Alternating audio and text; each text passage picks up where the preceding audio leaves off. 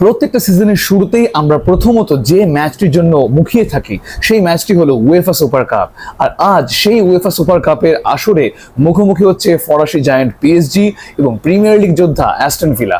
বাংলাদেশ সময় আজ রাত 1টায় অনুষ্ঠিত হবে উয়েফা সুপার কাপের এই আসর। পার্ক দে প্রিন্সেসের পরাশক্তি পিএসজি নাকি ইংল্যান্ডের লায়নরা, কাদের হাতে উঠবে কাঙ্ক্ষিত এই ট্রফি? হেড টু হেডের খাতা খুললে দেখা যায় চরম রোমাঞ্চ। দুটি ম্যাচে মুখোমুখি হয়ে পিএসজি জিতেছে একটি, আর অ্যাস্টন ভিলার ঝুলিতেও রয়েছে একটি জয়। চ্যাম্পিয়ন্স লিগে পিএসজি সেই 3-1 গোলের জয়ের পর অ্যাস্টন ভিলা 3-2 গোলে পরাজিত করে মধুর প্রতিশোধ নিয়েছিল। মানে সমীকরণ একদম সমানে সমান, আর আজ রাতেই সেই হিসেব চূড়ান্ত করার পালা।